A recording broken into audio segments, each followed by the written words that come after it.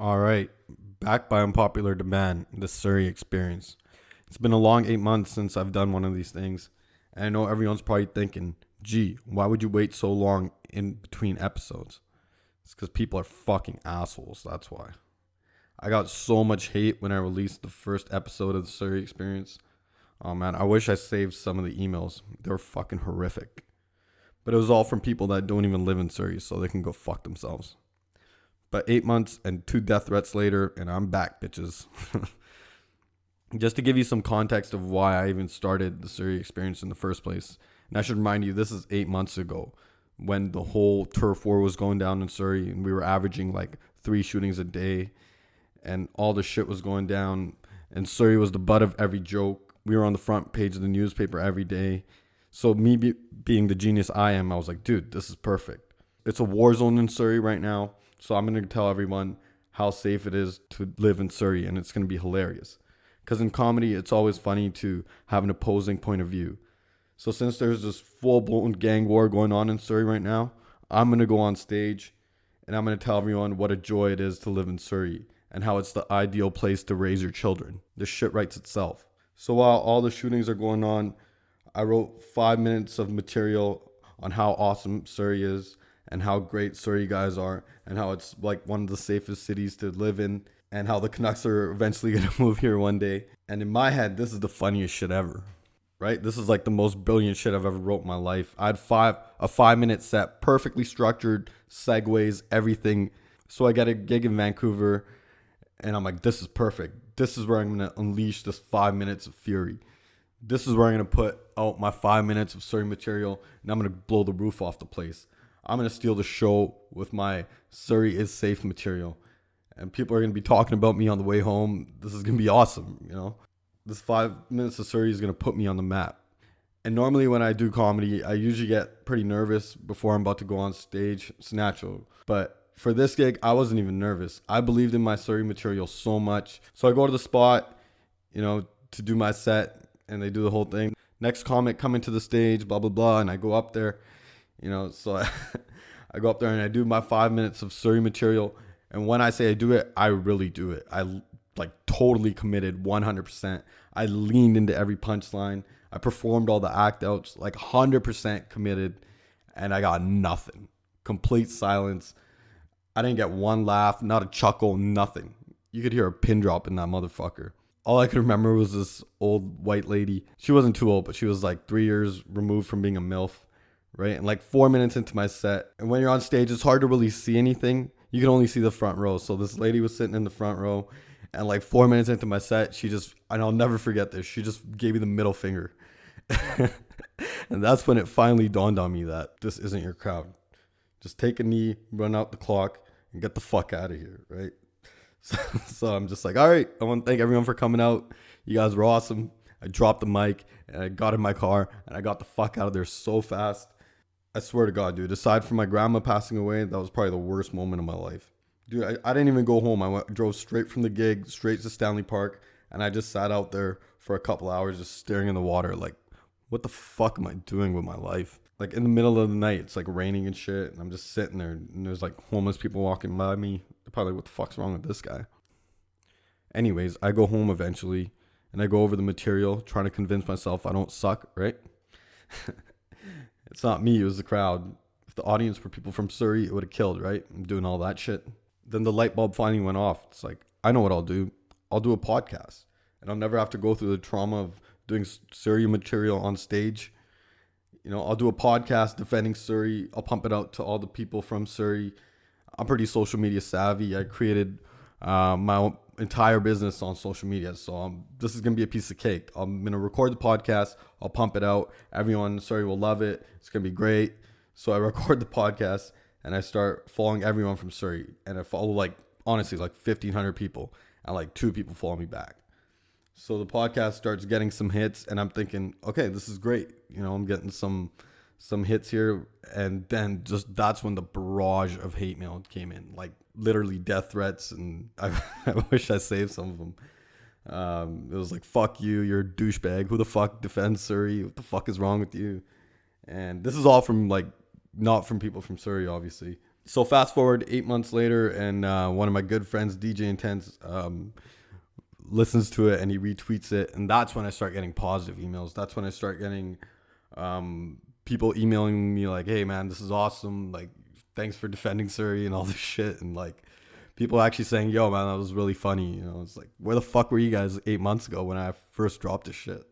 But whatever, I'm back because I really believe that shit. I really believe Surrey is one of the best cities in the world. I really believe we're on the brink of being a major city in the world. And I know how we can become a major city. We just have to do one thing, just one fucking thing, and that's build a stadium. If we built a stadium, we'd be on par with Seattle, Vancouver, LA, New York.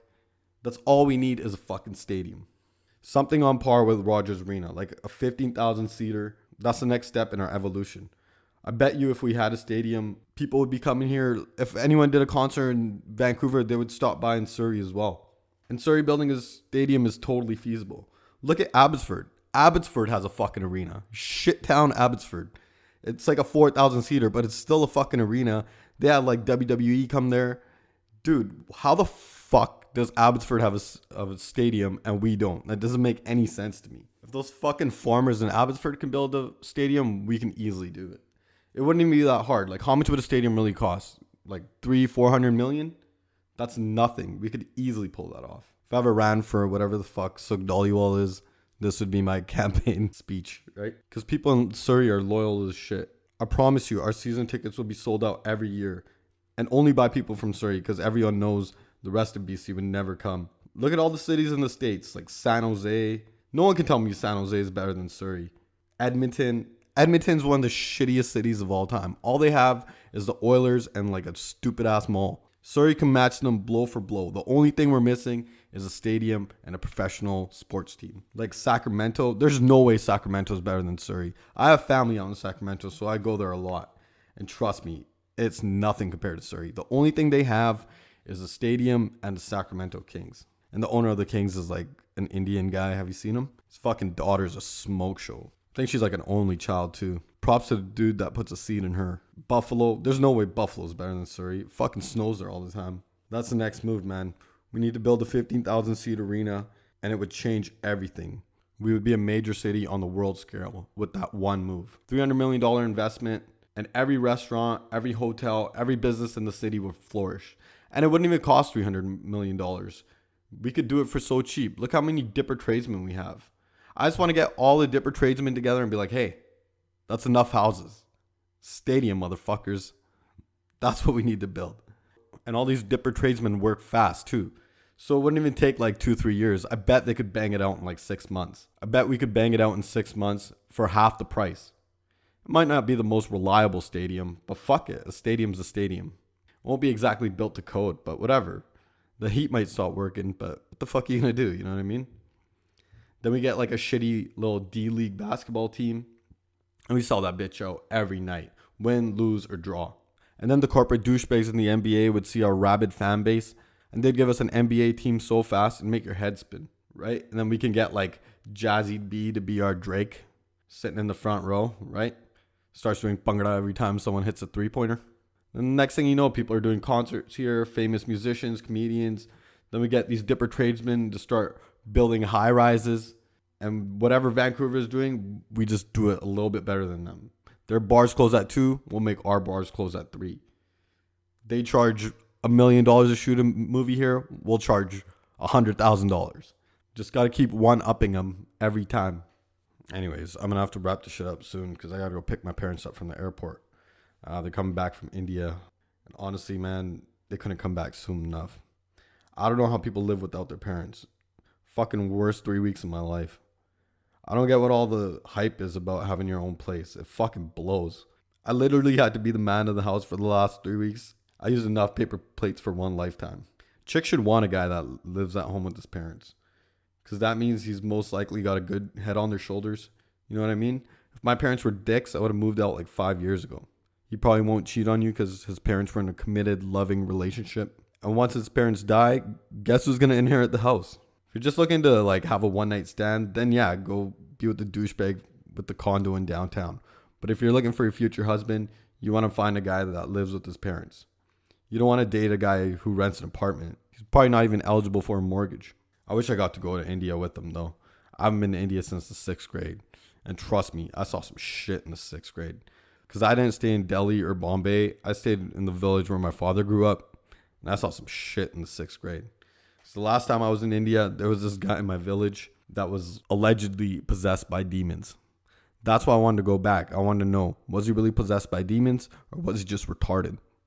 One time I tagged along with my little dipper cousin to his school, and then the teacher asked him a math question and he got it so wrong, like he was off by hundreds. And I'll never forget this. The teacher just ran up to him with a ruler and smashed it over his head. His old turban came off and everything. That teacher laid the smack down that day. One kid didn't do his homework. They made him like squat down on his knees and put his hands through his legs and walk around like a chicken while the entire class watched. It was honestly some of the greatest disciplinary action I've ever witnessed in my entire life. If they beat kids for not doing their homework in Canada, I might have actually gone to a recognized university. I was actually jealous when I got home and I got in trouble, right, at my school.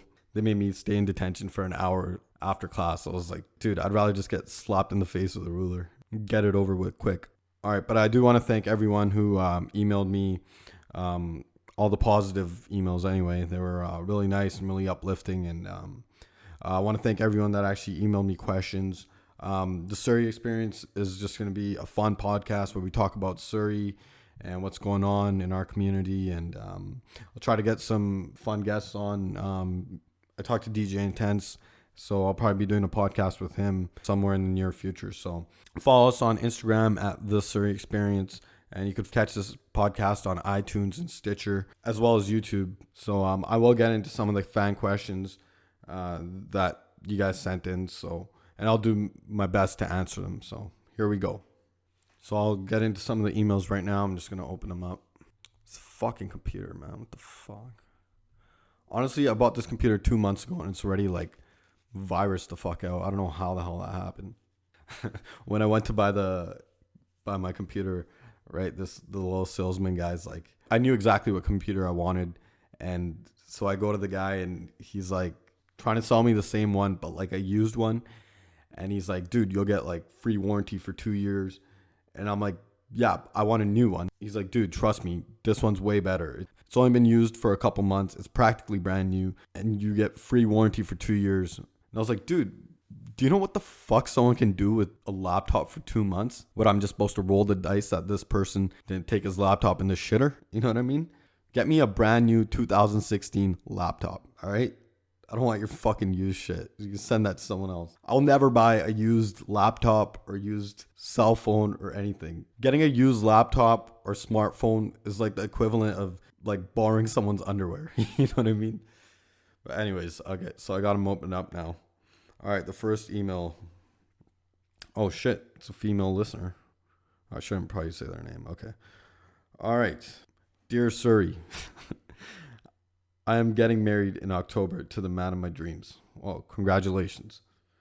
The only problem is my fiance's friends are throwing him a stag in Bogota, Colombia. I grew up with 2 older brothers, so I know what guys do on stags. Really? Your brothers told you exactly what they did on stags? All right, just read the question. Okay, where was I? And the majority of my fiance's friends are sleazeball losers who couldn't stay in a relationship if their life depended on it. I'm not stupid. She wrote this in capital letters. I'm not stupid. I know why they're going to Colombia. Maybe they're going for the Pablo Escobar Museum or the beaches. Shit, I got nothing. I fully trust my fiance, but I don't trust his friends. It would shatter my entire world if anything happened in Bogota. Is there any way I can get them to cancel the trip or relocate it without him losing all his friends? P.S. I'm not doing a stag at all. Yeah, that's because you probably have no fucking friends. Hey, Ben, why don't you be nice to the emailers? All right, sorry. All right, you can't. You just can't do that. Because it's not up to him. It's up to his friends. Your fiance literally has no say in the matter. And if he refuses to go on the stag that his friends spent countless hours planning for him, he would literally lose all his friends. Imagine like your friends threw you like a bridal shower and they spent all this money and time on it and you're just like, ah, fuck it. I'm not going. My fiance doesn't want me to go. And I'm sorry to break it to you, sweetheart, but you have no idea what happens on stags. Women always just spin shit into the worst case scenario. Let me guess. You think they're going to go to Colombia and they're going to have like an orgy in a pool and your fiance is going to fall in love with some stripper and leave you and move all his shit to Bogota? It's not going to happen, man. Just relax. I'll tell you exactly what's going to happen on the stag, all right? They're going to go to Colombia on like a Thursday night and then they're going to start drinking. They might do a little bit of blow. And then his sleazeball friends are going to be like, let's go out to the club and let's pick up some chicks, right? Let's pick up the local girls in Colombia. And they're going to go out and they're going to go to the bar and try to pick up chicks. And they're going to fail miserably because no one's going to understand what the fuck they're saying, right? And then they're going to come back home. And then the next day, Friday night, one of his sleazeball friends is going to be like, bro, tonight, bro, we're going to pick up so many chicks, bro. Fucking every chick that walks by, bro, right? And then they're going to go out on Friday night and then they're going to come back empty-handed again. Then Saturday night, his sleazeball friends are going to be like, fuck it, bro. Let's just call some strippers, bro. All the chicks in Colombia are so stuck up, bro. Right? They're going to start doing all that shit. Right? So they're going to give up and they're going to call like 4 strippers. And then they'll probably make your fiance get a lap dance. And then it's all on you. As long as you've been pleasing your fiance, as long as you've been fulfilling all his needs, you got absolutely nothing to worry about. He's going to look at the strippers and roll his eyes. As long as you've been doing all the freaky shit he likes, he's going to be like, somebody get these bitches off of me. And then by Sunday, the trip's over and he's going to come back home. And by the end of the trip, after living with a bunch of animals for the past week, he's going to be so disgusted that he'll be dying to get married. He'll probably wish he could move the wedding up a couple months. And that's the sole purpose of doing a stag in the first place. So the groom is so disgusted that he doesn't get cold feet. So you should want your fiance to go on a stag. Dare I say, you should demand he go on a stag. Because if he doesn't go on a stag, he's going to be sitting there on his wedding day wondering if he missed out on anything.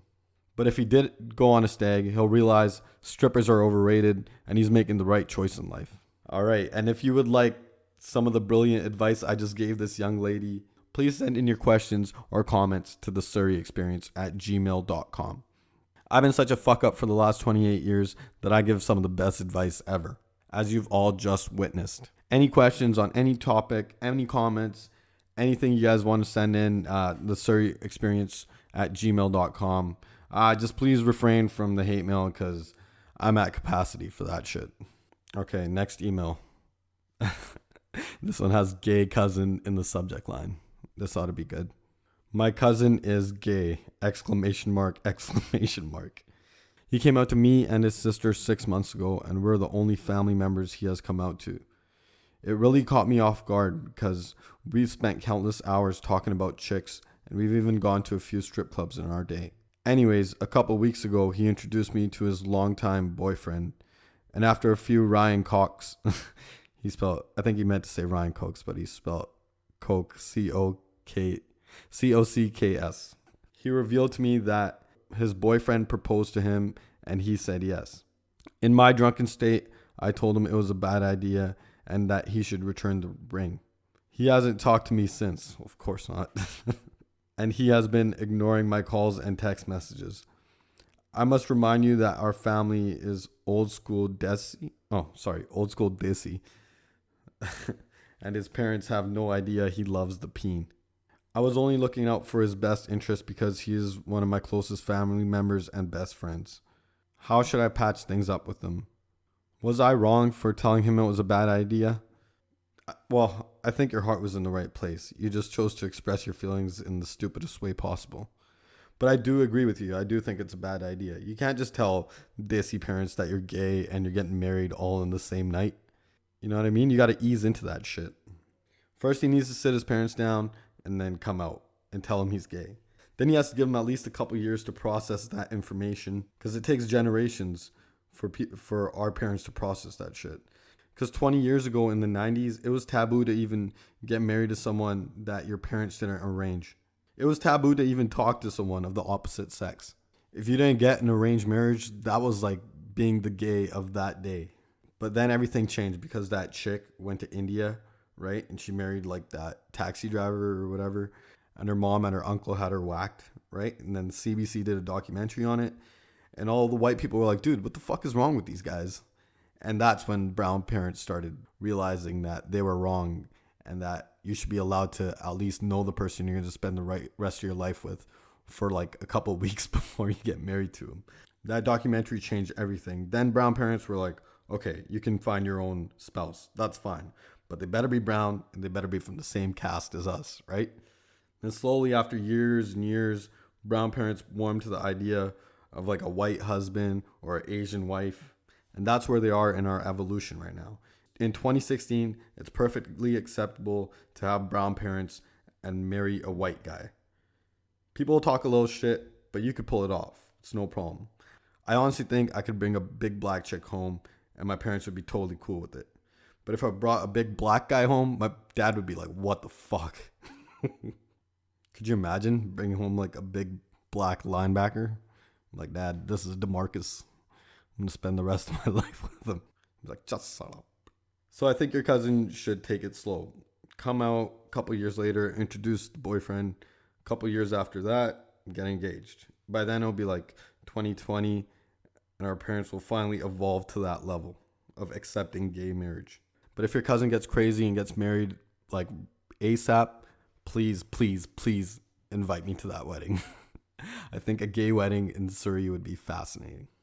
So I hope I answered your question. I can't remember what the fucking question was. All right, I think I got time for one more question. All right, I'm graduating high school this year, and our grad dinner dance is fast approaching. There's this girl that I really like, but she's only in the 10th grade. Would it be more appropriate to take a girl from my grade, or should I follow my heart and ask the girl of my dreams? Any advice on this would be appreciated. The fuck is wrong with these kids nowadays, man? You don't take a date to graduation. The fuck is wrong with you? Don't tie yourself down to one girl. See, this is the shit you see in movies. A guy goes to some chick's house with like a bouquet of roses and like asks the dad's permission, right? And gets a limo and does all that shit. Dude, that's a girl's ideal graduation. That ain't a guy's ideal graduation. Here's what you do, man. You go to graduation with like 4 of your closest friends, right? You rent a hotel, you get the limo, whatever.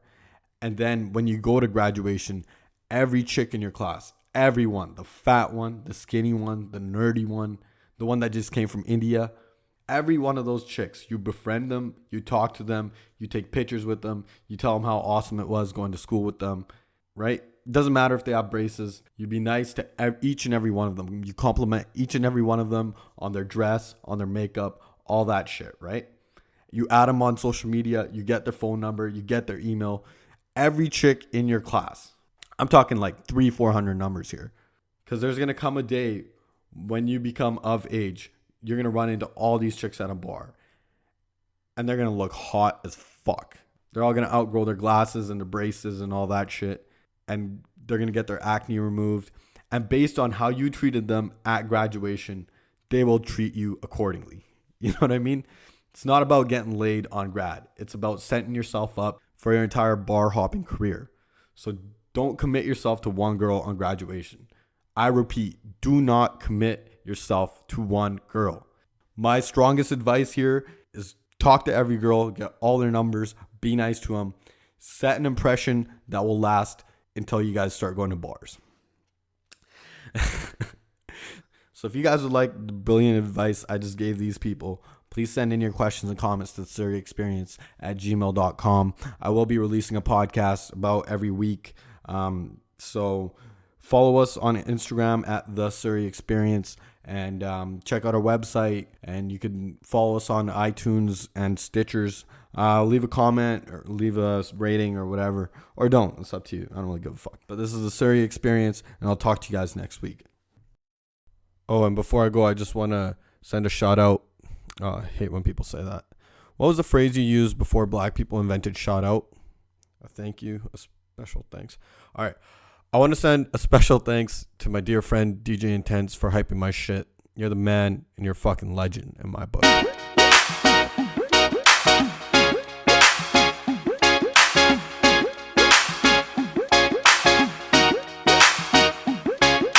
ਰਿਹਾਂਦੀ ਨੀ ਤੂੰ ਸਭ ਜਾਣਦੀ ਪਰ ਖੁੰਝੇ ਵਿੱਚ ਕਾਤੋਂ ਖੜੀ